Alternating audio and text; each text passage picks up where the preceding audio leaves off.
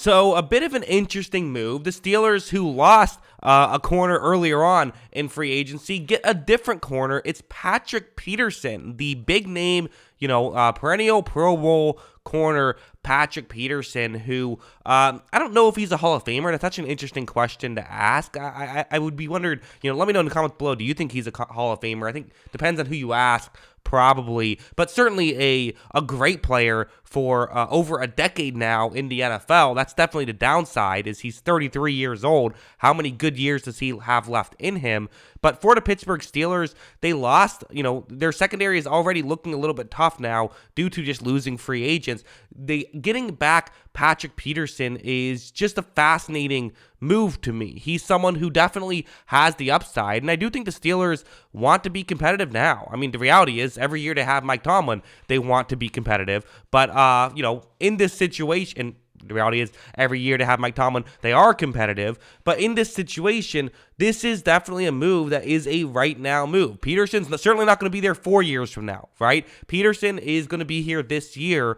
But the thing about corners that's just so interesting is that they are notoriously very fluky, right? A corner will kind of have a good year and have a not good year left and right. Patrick Peterson has, for the most part, not gone with that trend entirely. Now, he had a couple of down years with the Cardinals, but for the most part has been pretty consistently good and is coming off of a very good year in Minnesota. His 2 years in Minnesota were, when they signed him, it was kind of a flyer at the time, because that is when he had one of his bad years in 2020 with the Cardinals, and he played really well for the Vikings, and I think should play very well for the Steelers as long as he doesn't lose a step. I've always kind of felt like Peterson is someone who can transition to safety if need be. I don't know if I like his, I don't know if I like him playing one-on-one against fast receivers. That would be something that concerns me, certainly. There are some downsides to this move.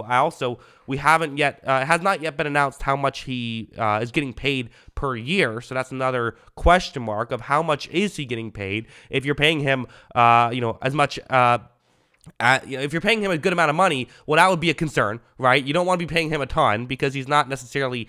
There's issues. It's not that he's a bad player, but there are issues. If you're going to try to pay him a decent amount of money, you don't want to have it go, like for example, if you're paying him over $10 million a year, you should have just signed Cam Sutton, or some of these other players. If you're paying him more $5 million a year, that feels like a better deal for me. And again, it's something where I think that this is, at the end of the day, probably a good move to get Patrick Peterson. That's a 2-year deal. We know that. And apparently that's part of what he wanted out of a deal, was he wanted a second year. That was something that was important to him. That's what the Steelers are willing to give him.